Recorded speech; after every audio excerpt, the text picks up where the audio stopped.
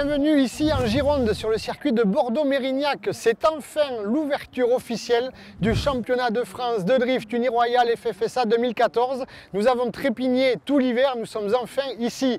Une émission riche avec plusieurs sujets. Tout d'abord la rétrospective de la saison 2013.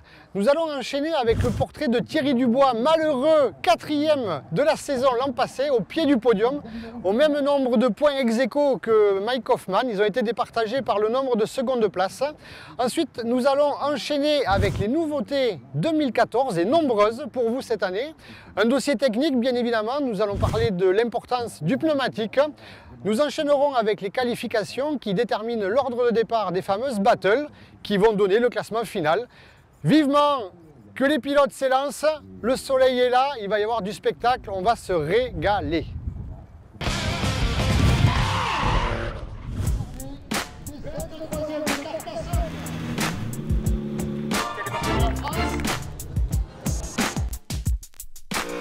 La finale du championnat de France 2013 avait lieu à Albi au mois de novembre pendant le RSS numéro 9. Les pilotes sont venus nombreux pour défendre leur place, essayer de progresser aussi dans la hiérarchie. Et les battles ont été animés bien évidemment comme d'habitude avec Thierry Dubois à l'image, Benjamin Boulbès en battle contre Nicolas Delorme. C'était très serré tout au long du week-end. C'est finalement Nicolas Delorme qui prendra la première place face à Thierry Dubois, alors que Benjamin Boulbès s'imposera face à Laurent Cousin sur sa BMW orange car il a eu une avarie mécanique. Laurent Cousin qui n'a pas pu réparer et qui a abandonné, et lors de la finale, Nicolas Delorme sur la BMW noire a pris l'ascendant sur Thierry Dubois sur la Nissan S13 blanche du team Belzébuth. Nicolas Delorme, vainqueur 6-4 sur la manche retour. En tant que suiveur, il a chassé parfaitement bien Thierry Dubois. Le podium de cette épreuve nous donne donc Nicolas Delorme vainqueur avec la récompense de notre partenaire BC Racing. Second Thierry Dubois et troisième Benjamin Boulbès. Finalement ça s'est bien passé, je voulais rester sur le podium, j'étais troisième au qualif, je voulais au moins garder ma place, je suis deuxième, que demande le peuple. Mike Hoffman qui prend finalement la troisième marche du championnat devant Nicolas Delorme. Et le grand vainqueur Benjamin Boulbès, premier vainqueur de ce championnat de France de drift Uniroyal pour la saison 2013. Le titre s'envole, mais est-ce que c'était vraiment le but? Est-ce qu'en début d'année, avec 280 chevaux et les moyens que j'ai, est-ce qu'on peut espérer? Alors l'espoir, ça fait vivre, ça m'a motivé toute l'année. Et j'ai donné tout ce que j'avais, et aujourd'hui encore. Mais des fois, ça ne suffit pas. Mais quand on a donné tout ce qu'on avait, est-ce qu'on peut espérer quelque chose de mieux? C'est l'aboutissement de toute une saison. C'est l'aboutissement de beaucoup de travail de toute une équipe qui est derrière moi et qui me suit et dont je suis vraiment très fier. Donc, je tiens vraiment à tous les remercier parce qu'encore une fois, on n'arrive pas jusque-là tout seul. Je me trouve dans un endroit stratégique sur tout événement de drift partout dans le monde. Il s'agit de l'endroit où se trouve la machine à pneus et le stock de pneus qu'amènent les pilotes au fur et à mesure pour les monter. Et du coup, je vous propose de découvrir dans le prochain sujet la technique sur le pneumatique. En compétition, les pneus sont surtout affaire de quantité, prévoir large. 2, 4, 6, 8, 10, 12, 14, 16, 18, ou à peu près ma pneu. Ma pneu, et ça, des fois, ça suffit pas, selon le week-end, comment il se passe.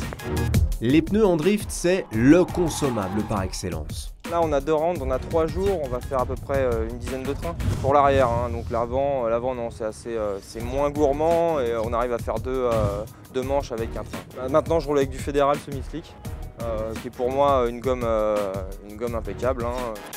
Mais à 130 € pièce, ces pneus-là ne sont pas à la portée de toutes les bourses. Quel que soit le budget du drifter, il doit soigner ses pneumatiques, elles qui ont la dure mission de le faire glisser sans lui faire perdre le contrôle du véhicule ni trop de vitesse. C'est la seule pièce qui raccorde votre voiture au sol. C'est important d'essayer longtemps, d'essayer différentes tailles de pneus, différentes pressions pour arriver à avoir un juste milieu. Parce qu'en drift, il faut de l'adhérence, mais il n'en faut pas trop. Trop d'adhérence, c'est pas bon, mais pas assez d'adhérence fait que vous n'êtes pas compétitif. Un vrai casse-tête pour ingénieurs et pour industriels. Le pneu, aujourd'hui, c'est un concentré de technologie. Démonstration chez le partenaire officiel du championnat de France, Uniroyal. Aujourd'hui, on voit que le pneu il a un certain profil qui a été étudié. On a des flancs qui sont souples mais qui vont permettre quand même de garder ce pouvoir directionnel au niveau de la voiture. Ici, au niveau des rayures, on va voir qu'on va travailler sur une technologie qu'on appelle la technologie du sharking, qui est une imitation de la peau de requin. Idéal, par temps pluvieux, les pneumatiques sont aussi à faire de pression et là, mieux vaut rester léger. Pas trop de pression pour avoir une bonne motricité. Parce que si on surgonfle, ça va mouliner, ça va drifter, mais la voiture, ça va pas l'emmener. Ça va pas motricer, ça va pas emmener le véhicule. On va rester sur place et ça va bouffer les pneus. Quand on n'a pas trop de chevaux, comme là c'est un moteur, c'est un 3 litres, ça serait bien de mettre 3 barres 5, comme ça glisse plus. Mais sinon, quand on a un peu des watts, à 2 barres 2, là au moins on a la motricité.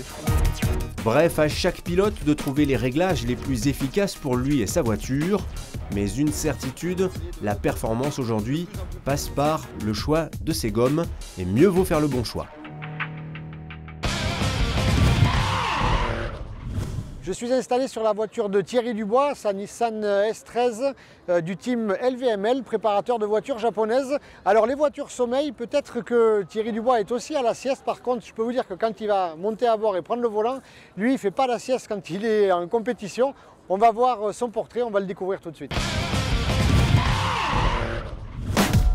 À l'école du drift, les fans de japonaises forment une caste à part. Thierry Dubois est l'un de leurs plus éminents représentants.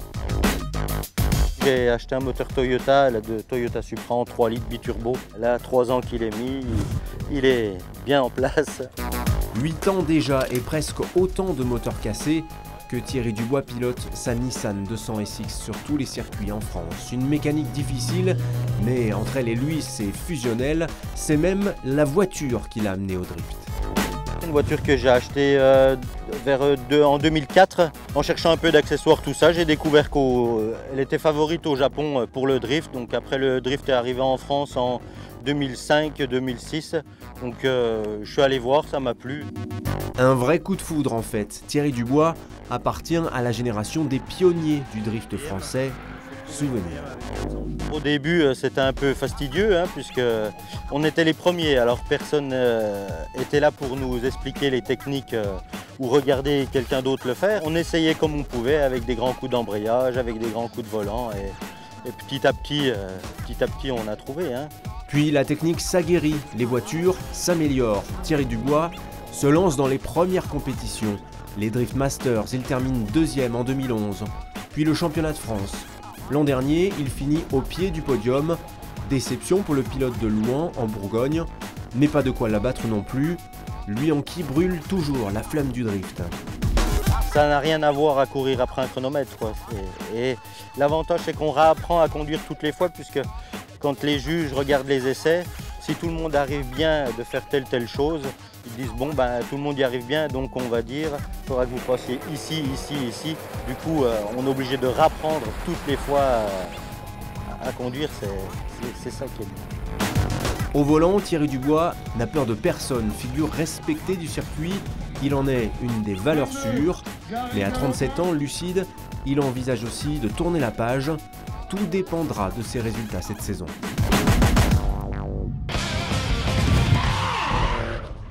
Alors ici, il y a du spectacle, mais si malheureusement vous ne pouvez pas être sur place, heureusement, le championnat de France de drift 2014 se suit aussi sur Internet, sur smartphone, sur tablette. C'est gratuit, on vous explique comment ça fonctionne.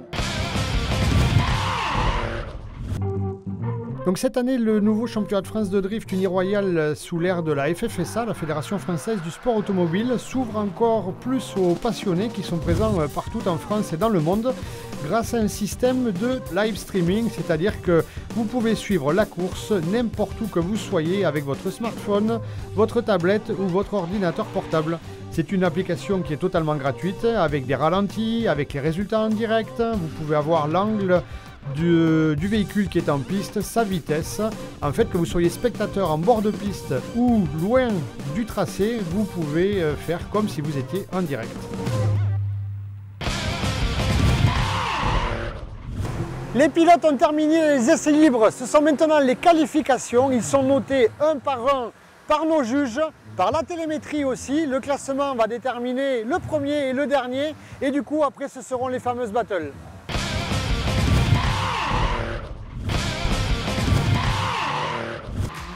Nouvelle règle cette année pour les qualifications au championnat de France de drift. Tous les pilotes s'élancent un par un pour un seul run jugé. Seuls les 16 premiers seront qualifiés d'office pour les battles. Du 17e au dernier, c'est un deuxième run qui est proposé aux concurrents pour essayer de se qualifier dans le fameux top 32. Et à ce petit jeu, c'est Romain Soukas qui a été le meilleur. Plus que satisfait, ça s'est très bien passé. Et on ne s'attendait pas à ça. Je pense que toute l'équipe est contente, que ce soit les mécanos, la famille, les amis, qu'on file un coup de main tout cet hiver à bosser comme un fou. Ma femme qui ne m'a pas vu depuis 2 mois. On est tous contents, je pense. Ah ben, plus que bien, hein. Après 4 mois d'efforts intensifs, hein. On a tout refait sur l'auto, donc on est arrivé aujourd'hui avec un peu de retard sur la finition des réglages. On a essayé tous les nouveaux pneus, on est arrivé à trouver un bon setup. Et je pense que cette deuxième place, c'est grâce au travail de toute la journée d'hier. On a essayé beaucoup de gomme, beaucoup de pression. Donc on est assez content du résultat et satisfait pour cet après-midi, enfin même pour de suite. Hein. Au top 32, on va essayer de rester dans cette même lignée. Assez satisfait pour 2 raisons. La première déjà, c'est qu'on a un nouveau système quand même de qualification avec un seul run.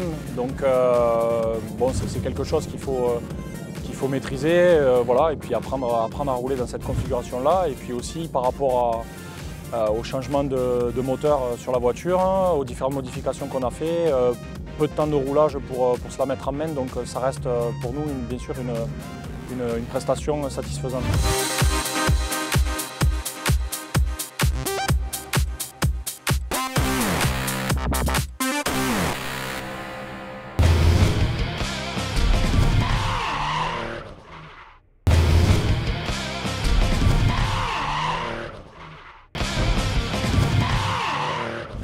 Après les entraînements pour les battles, les pilotes vont s'affronter l'un contre l'autre. La pression est à son maximum. On appelle ça être dans la portière. Vous allez voir, c'est spectaculaire. Découvrez tout ça en images.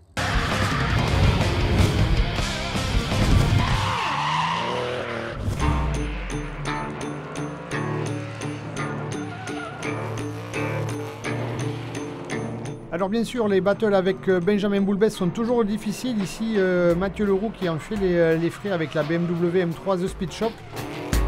Ouais, ça a été un peu chaud, c'est mon premier run, je suis tombé contre le meilleur, donc voilà, j'ai tout donné. C'est bon, c'est toujours un peu délicat, on ne sait pas, tout peut arriver sur un battle. Voilà, faut être attentif du début à la fin. La battle entre Yvon Buisson sur la voiture de Fabrice Cochet, la BM blanche. Yvon qui s'échappe face à Johan Christin, c'est vraiment pas évident. Yvon qui est un super pilote.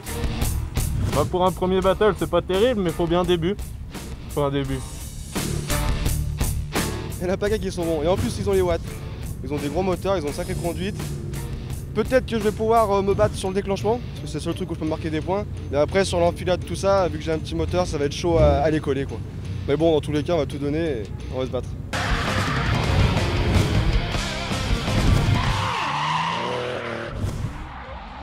Allez, c'est parti. On démarre ce top 8 avec Mike Hoffman en leader. Face à Yvon Buisson dans la BMW.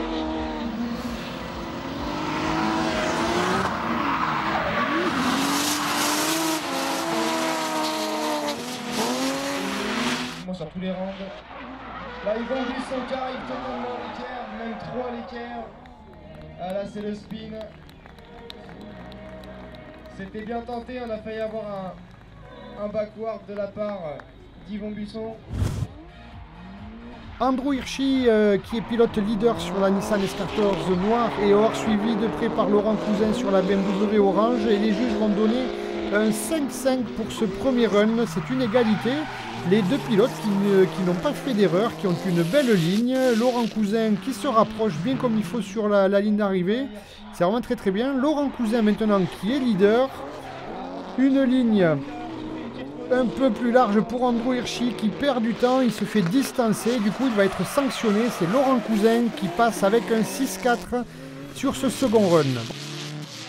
Nicolas Delorme, leader sur sa BMW blanche nouvelle déco 2014, suivi par Raphaël Zanato et l'énorme Mustang compressé avec 600 chevaux. Nicolas qui mène ce premier run avec une superbe ligne, 6-4 donné par les juges. Et du coup, il a un point, il a l'avantage. Second run avec Raphaël Zanato qui est leader cette fois-ci, mais Nicolas Delorme avec une bonne trajectoire, il a le même angle, il est dans la portière quasiment de Raphaël. C'est aussi un 6-4, et bien 6-4, 6-4, c'est Nicolas Delorme qui passe. Benjamin Boulbès à l'attaque, leader sur la BMW M3 avec le moteur LSX, toute nouvelle version 2014, suivi par Thierry Dubois sur la Nissan S13 blanche. Benjamin qui a de l'angle, qui a une bonne ligne, il est récompensé avec un 6-4 par les juges, 6-4, donc avantage Benjamin Boulbès. Thierry Dubois qui est leader à son tour, Benjamin Boulbès qui se rapproche, et oui, le pilote montalbanais qui a une grande expérience des battles, il va remporter cette battle 6-4 aussi en se rapprochant de Thierry Dubois. C'est Benjamin Boulbès qui est qualifié.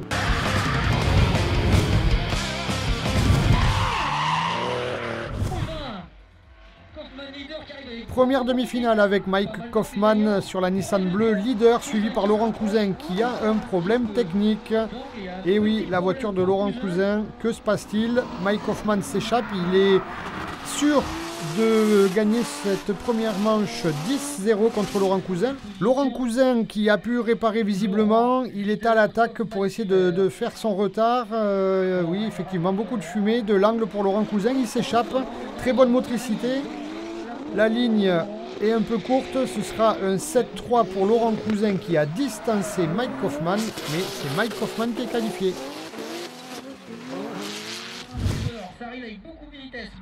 Deuxième demi-finale donc entre Nicolas Delorme sur la BMW blanche suivi par Benjamin Boulbès.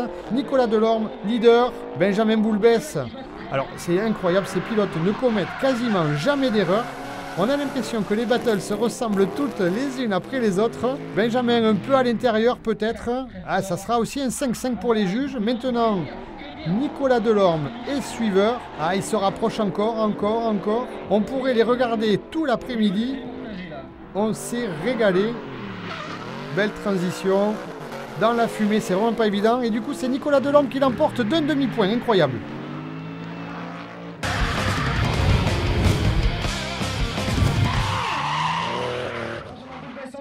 Allez, c'est la consolante.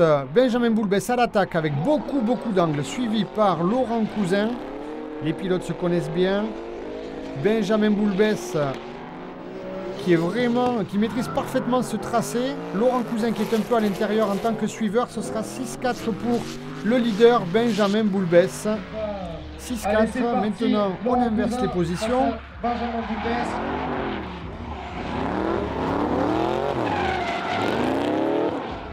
Laurent Cousin qui nous fait une grosse faute, ouais, c'est...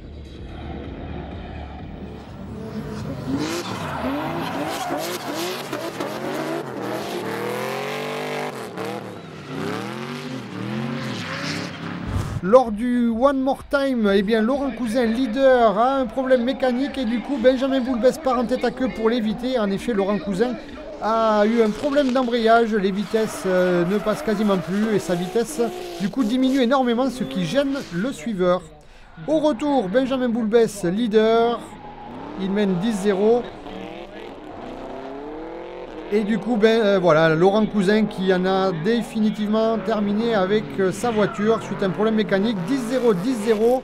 Benjamin Boulbès, troisième sur la petite marche du podium.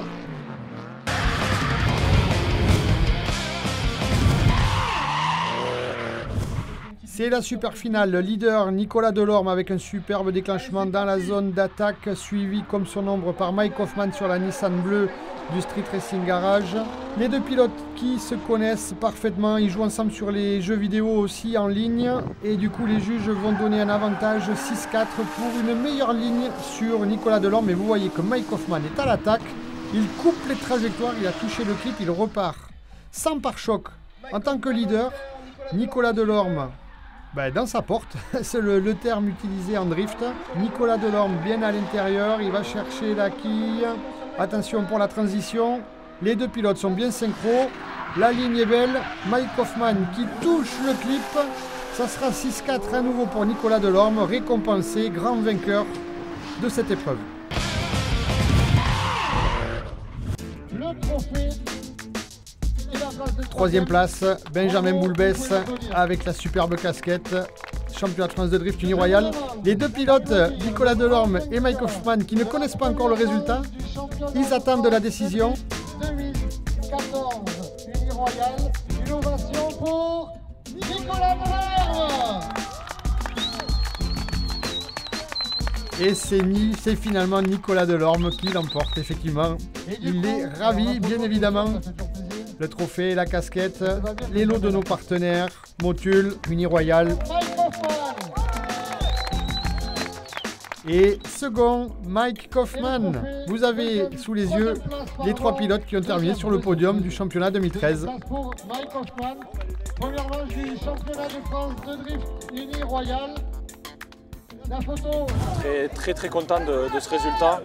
Première compétition avec les évolutions qu'on a menées sur la voiture. Donc voilà, peu de temps de roulage et non, très satisfait. Et puis de très beaux battles. Et ceux qui sont devant ont très bien roulé. Donc voilà, c'est vraiment plaisir, une très belle journée. Cette année, le niveau a vraiment augmenté par rapport à l'année dernière. On s'en est vite rendu compte en remontant depuis le top 32 et la finale était assez intense. On a voulu donner un petit peu trop, mais voilà. C'était tout juste, mais on a fait une bonne finale. C'est le résultat de 4 mois de travail intense, avec toute mon équipe, toute ma famille, tous mes nouveaux partenaires. On est parti à zéro, on a complètement démonté l'auto, on est reparti de zéro pour faire une nouvelle auto pour cette année.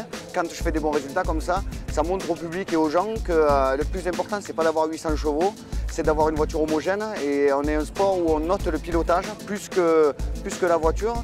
Donc c'est ouvert à tout le monde, il n'y a pas besoin de très gros budget. Le but du jeu quand même c'est d'arriver à tirer le meilleur parti de son équipement, de sa voiture, de son moteur, d'arriver à trouver une bonne alchimie. Et je pense que cet hiver on a très bien travaillé parce que ce week-end on a réussi à trouver la bonne alchimie. Et si je suis là devant vous, c'est que ça a très bien marché. Et bien voilà, le rideau est tombé sur cette première manche du championnat de France de drift uniroyal 2014. Alors spéciale dédicace bien sûr à ceux qui ne pensaient pas que le drift serait fédéral et existerait cette année. Nous sommes bien là, nous avons bien drifté, un superbe podium. Le personnel du circuit est en train de remettre en état la piste. C'est fini, on ferme le rideau et surtout rendez-vous pour la prochaine épreuve ici même.